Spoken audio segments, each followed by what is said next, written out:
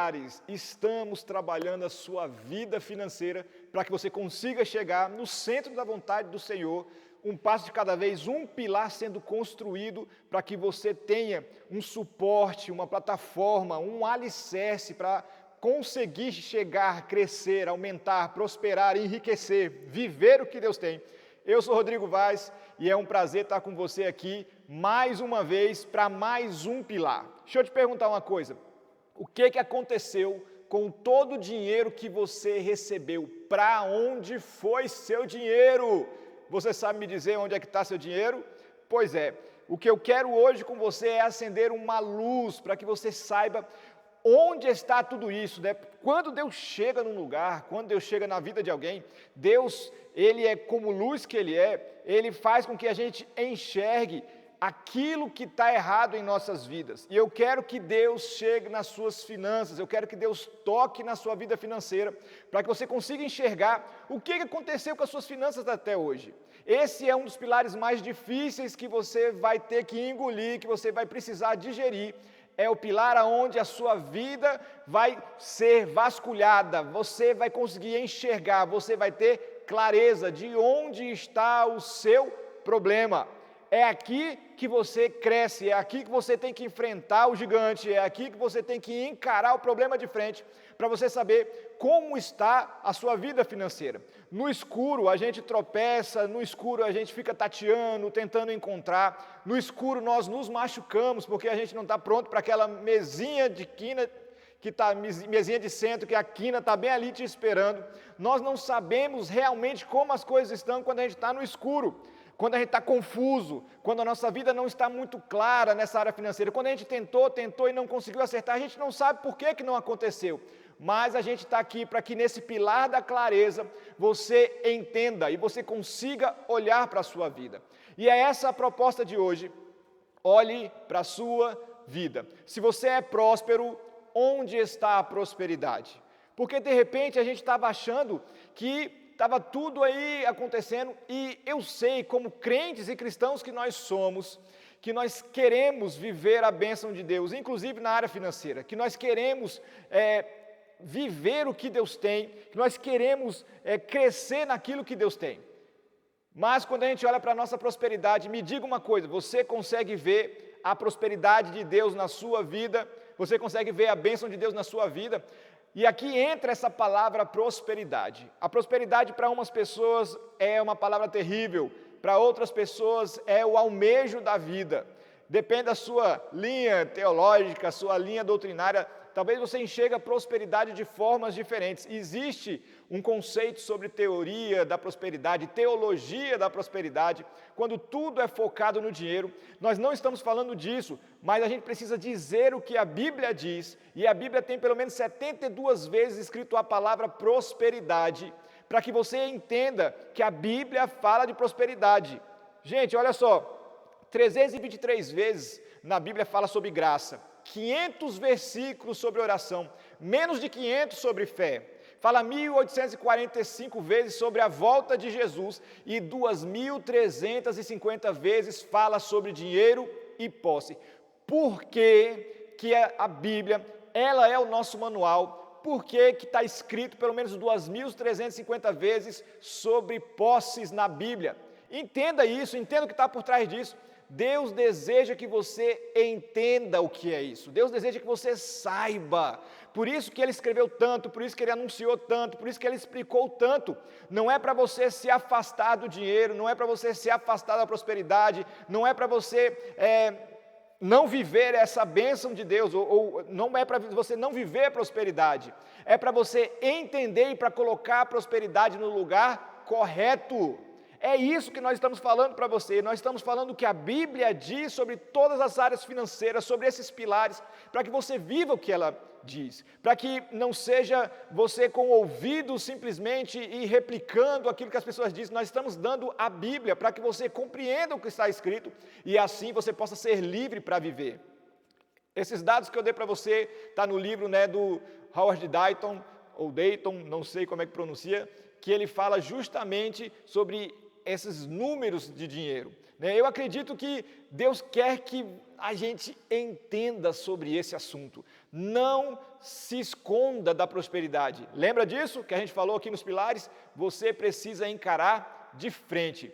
E como eu entendo disso, de prosperidade, de onde surgiu essas minhas ideias, ou por que eu estou falando sobre isso? Olha só, eu sou casado aí, né, desde 2009, né, me casei em 2009, e no casamento eu passei por todas as fases que eu poderia passar no casamento. Eu fui demitido 3 meses antes de casar, e aí casei, não estava trabalhando ainda, e entrei no casamento sem o salário. Assim que eu casei, 1 mês depois, eu consegui um emprego, mas olha só, eu morei de aluguel, eu arrumei um emprego abaixo do currículo que eu tinha, porque eu precisava muito. Já fui estagiário, técnico, trainee, analista, supervisor, servidor público, né, que é o meu trabalho atual, e tudo isso, né, fora aí, né, pastor já desde 2009, a gente vai vivendo tudo isso, mas olha só, em todas essas fases que eu passei, não importava o emprego que eu tinha ou o que eu recebia como salário, tudo era abaixo daquilo que eu precisava. Já percebeu isso? O tanto que você ganha nunca dá para você viver, nunca dá para você, parece que é sempre pouco. Mesmo eu tendo crescido nos empregos e sempre aumentando o salário, né, a partir do dia que eu me casei, né, e recomecei como estagiário, sempre foi acontecendo de subir a renda, mas nunca dava, parecia que era muito pouco, parecia que eu não era abençoado por Deus. Porque a gente ouve testemunho de prosperidade, a gente vê as pessoas falando sobre prosperidade, a gente lê a Bíblia sobre prosperidade, só que quando a gente não consegue ver prosperidade na nossa vida, fica algo muito estranho na nossa história, porque é como se Deus não tivesse nos chamado para ser próspero. Você já se sentiu assim? Como se Deus não tivesse te chamado para ser próspero? Só que olha só, gente, eu sempre fui fiel. Desde os 17 anos eu dou dízimo e nunca falhei um mês até hoje. Estou com 41 anos hoje, enquanto eu falo com você aqui, e eu nunca falhei um mês de dízimo. Poxa, ninguém pode falar que eu não fui fiel nisso.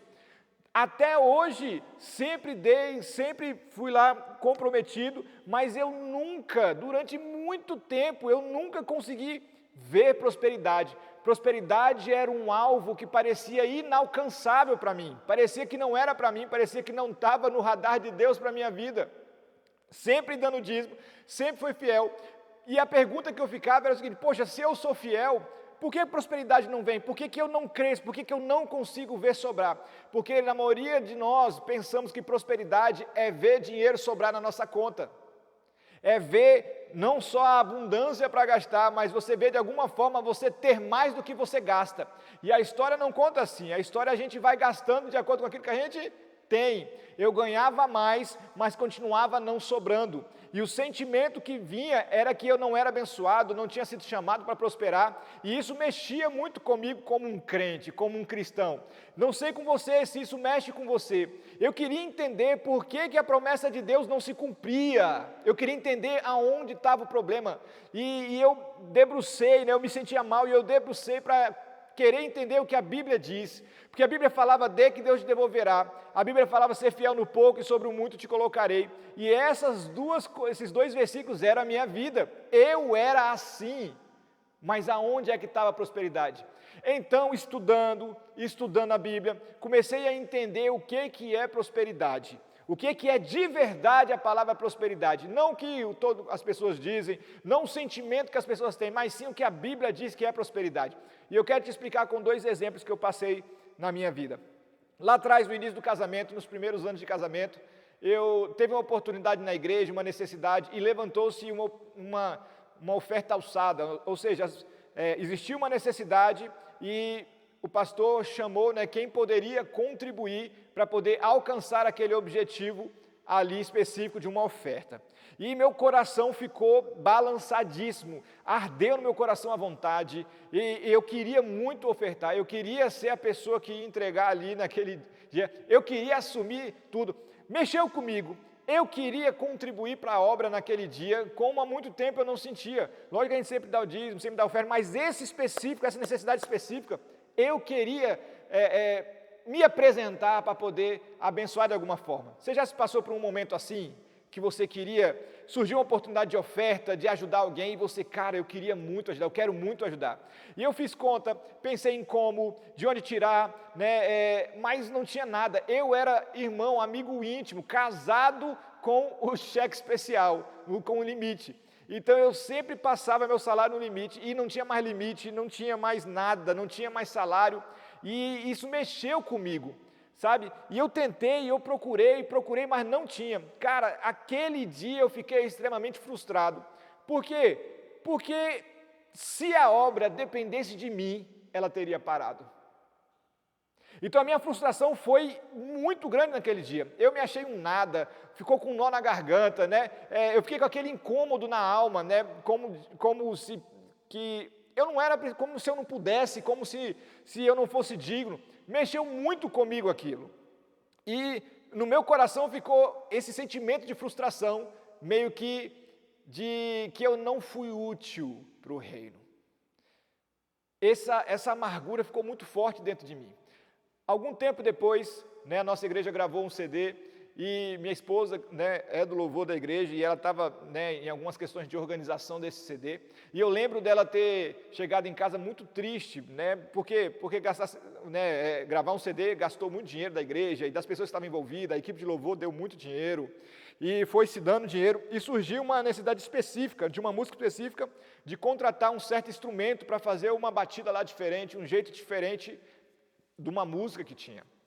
E quando aconteceu isso, a igreja já não tinha mais, né? As pessoas já não tinham mais para dar, todo mundo já tinha dado muito, e aí minha esposa chegou muito triste em casa, e ela chegou justamente conversando comigo, falando, né, que estava triste e tudo mais. Eu perguntei: o que foi? O que aconteceu?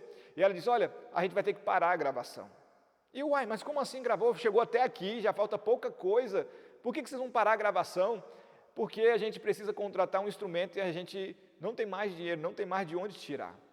E aí eu abri um sorriso grande, um sorriso lá, né, a gente brinca, né, mordi a pontinha da orelha sorrindo, e eu falei assim: não, vai continuar assim, né, pode contratar, porque eu tenho dinheiro para contratar.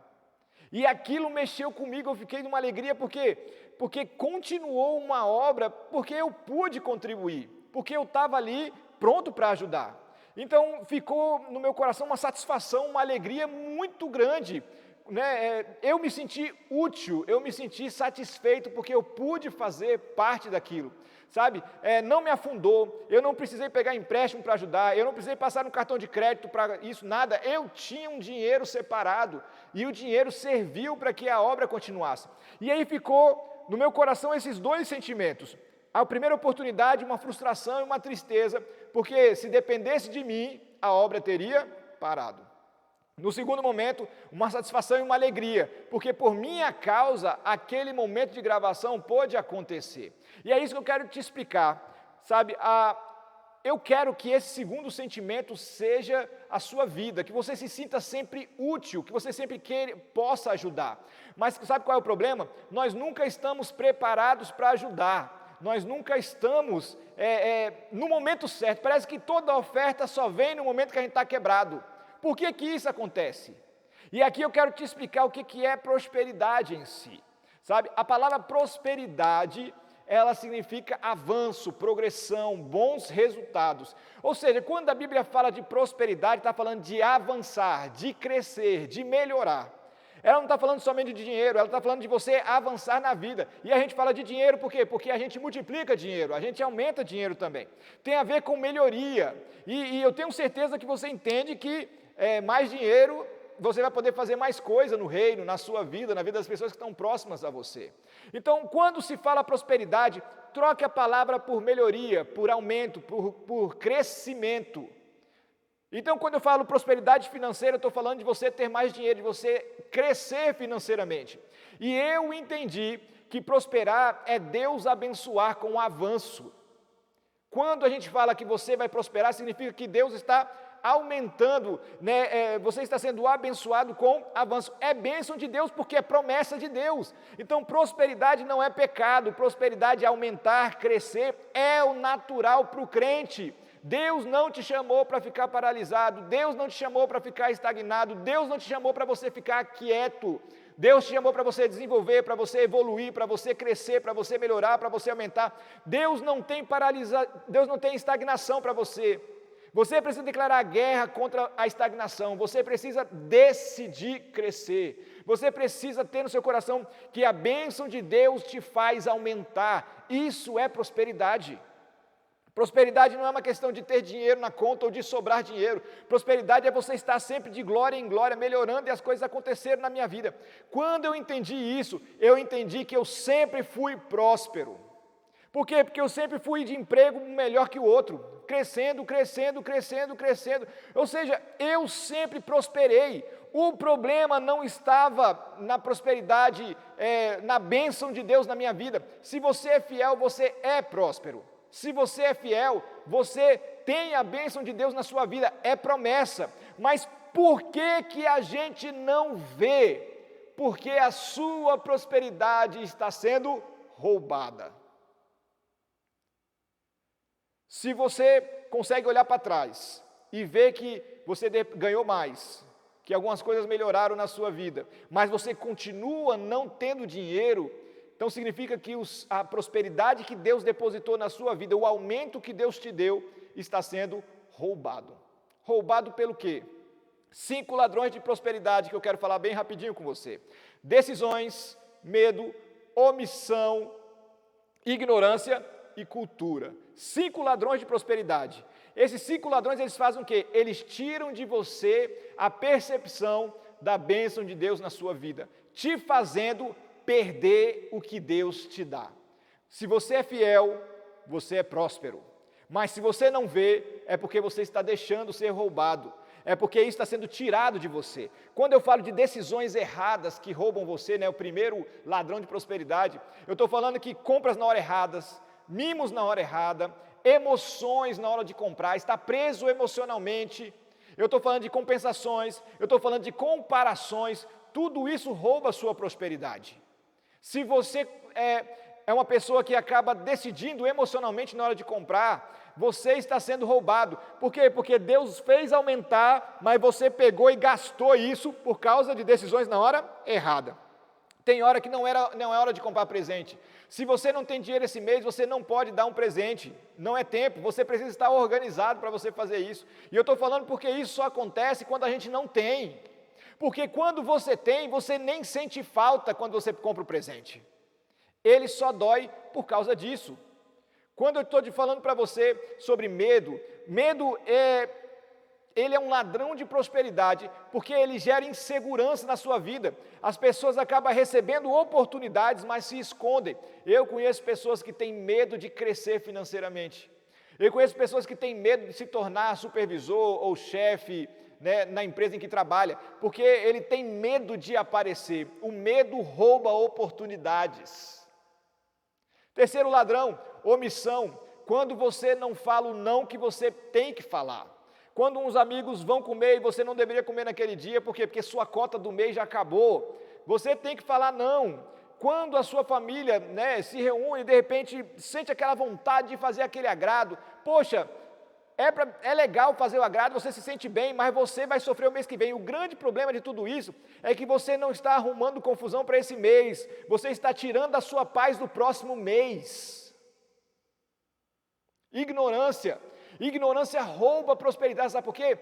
O que você vai fazer com dinheiro? Se você não sabe o que fazer com dinheiro, ele vai fugir de você.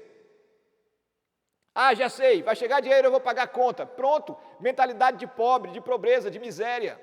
Você tem que ter uma mentalidade de crescimento. O que fazer com o dinheiro para ele multiplicar? O dinheiro vem para sua mão para crescer, para aumentar, e não para você pagar a conta. Pagar a conta é uma questão, e quem não desenvolve a mentalidade de riqueza, de prosperidade, a mentalidade de aumento, de multiplicação, que é o que Deus fala muito na palavra, vai sempre passar por isso. Cultura, está aí mídia, o que você aprendeu dos seus pais, escola, igreja, a nossa mentalidade fica bloqueada. Por quê? Porque na escola ninguém te ensina a ser um autônomo, ninguém te ensina a ser empresário. Na escola te ensinam a ser empregado. A escola trabalha a sua vida durante todos os anos para que você seja um ótimo funcionário, limitando o seu crescimento, a sua mentalidade. A mídia, ela fala o que você tem que ter, ela fala que você tem que ter aquela casa, ela fala que você tem que ter aquele carro, mas ninguém te ensina como chegar lá para você ter essas coisas. Ele mostra um objetivo lá na frente e te deixa perdido no caminho.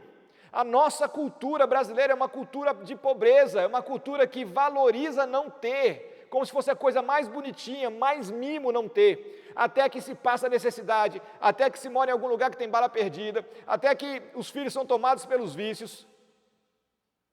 Estão entendendo?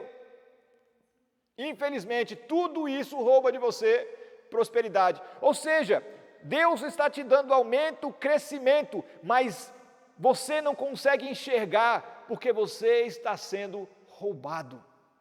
Tudo fruto de uma mente frágil financeiramente. Não sabe o que fazer para poder se segurar. Isso conversa com você? Isso está falando com o seu coração?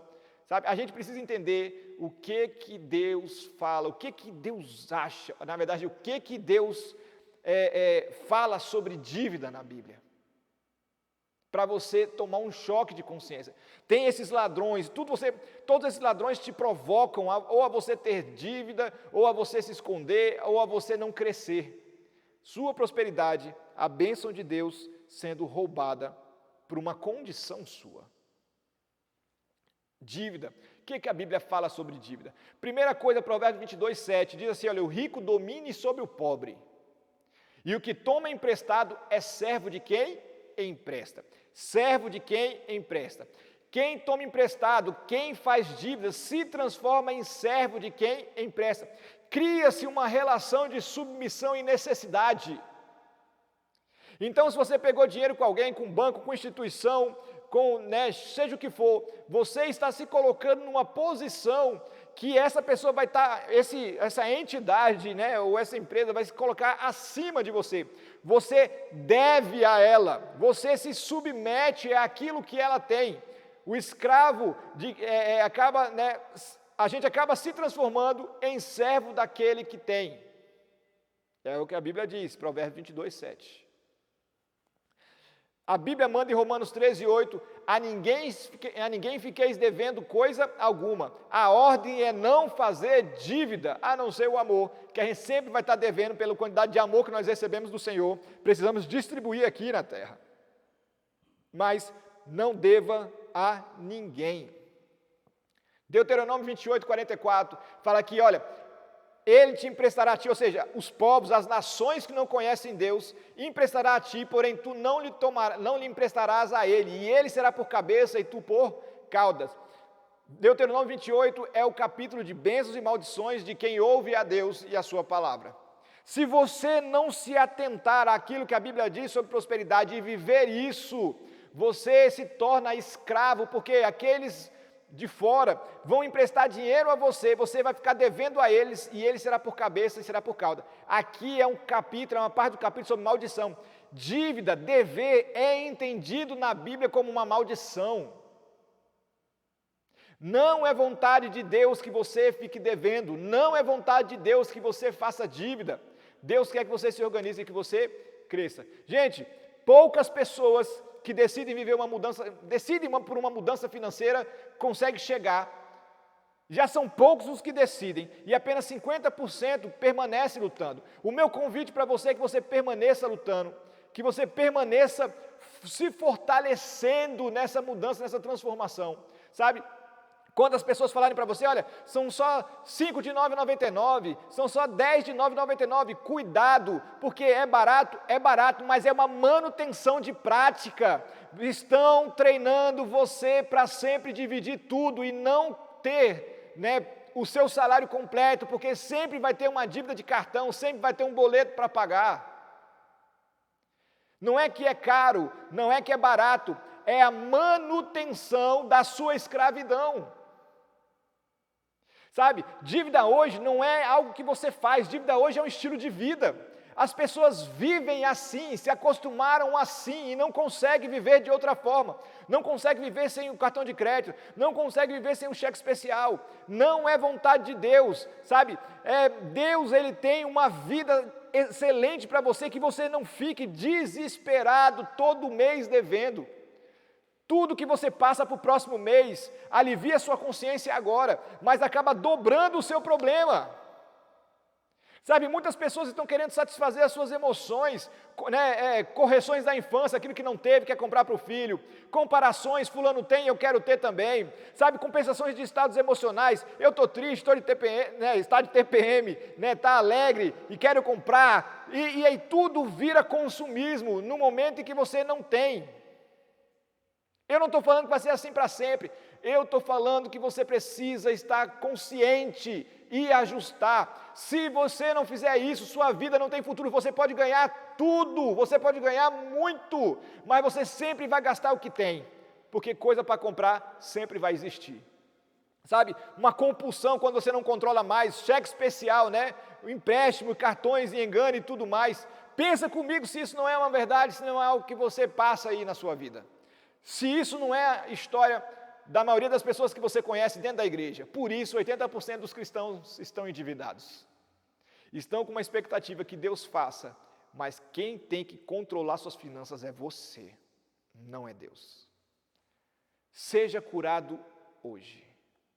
Em nome de Jesus eu oro para que o Espírito Santo te conduza a uma consciência que o dinheiro não irá mudar você.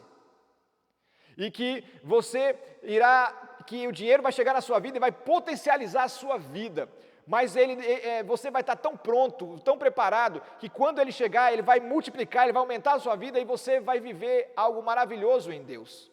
Esse aqui é o pilar da clareza, você sabe onde está, e você saber exatamente em que momento você está. Quanto de dívida você tem? Como é que você está financeiramente? Você está gastando demais? Você está gastando de menos? Você está inadimplente aonde? Você precisa saber disso, porque você precisa se limpar, você precisa se curar, você precisa olhar para o problema e encarar ele de frente. Não permita que isso roube sua paz mais, não permita que isso destrua sua família. Você não pode, você precisa rodar um diagnóstico na sua história financeira. Você precisa rodar, saber exatamente como você precisa abrir essa caixa preta. E eu quero te ajudar nisso agora. Vamos lá. Pegue a sua caneta e o seu papel. Você precisa elencar as suas dívidas. Quando eu falo dívidas, é você elencar aquilo que você está inadimplente por algum motivo, que está tirando a sua paz, está tirando o controle daquilo que você tem. Preencha a planilha, como? Ranqueando quais são essas dívidas. Coloque que tipo de dívida é empréstimo, é financiamento, é o carro, é a casa, você pegou com financeira, com agiota, não importa, aonde está esse gargalo? Comece a fazer a maior dívida que tem o maior juros, passe para o segundo, para o terceiro, escreva qual é o valor inicial, escreva qual é o valor atualizado, às vezes começou em 3 mil e agora está em 15 mil, já aconteceu isso com você? No Natal de Riachuelo, CIA, começa pequenininho, na verdade, você passou um mês, cartão de crédito, entrou no rotativo, não consegue mais pagar a fatura cheia, paga só o mínimo, e aí vai comendo solto. Eu tenho uma palavra lá no meu Instagram só sobre cartão de crédito para te ensinar que o cartão de crédito nunca será seu amigo. Ele quer o que ele na verdade está esperando você quebrar, para ele arrancar juros de você. Você precisa entender em que momento você está, com esse valor atualizado, para quantas prestações você tem a pagar ainda, o valor dessas prestações, escreva tudo isso, para você saber exatamente aonde está o problema, quanto é o total e por onde começar. Você vai começar a quitar essas dívidas, se organizando naquele 60, 20, 20 que eu já ensinei para você, em um dos pilares, e você vai se organizando de tal forma que você consiga pagando isso, e aos poucos você vai conseguir lidar com isso. Eu brinco com você aqui, uma coisa que você precisa entender, o foco principal, aquilo que eu estou falando para você, é você começar a pagar as dívidas que estão atrasadas, aquilo que não está em dia, que você precisa se organizar mensalmente. Se você já está inadimplente e você não tem nada, sabe, vai acontecer do banco ligar para você, e aqui eu quero te ensinar algo sobre negociação. Negociação é quando dois lados falam.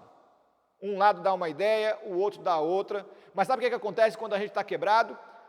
Não existe negociação de dívida, existe imposição de dívida, porque você não se acha em condição de brigar por nada.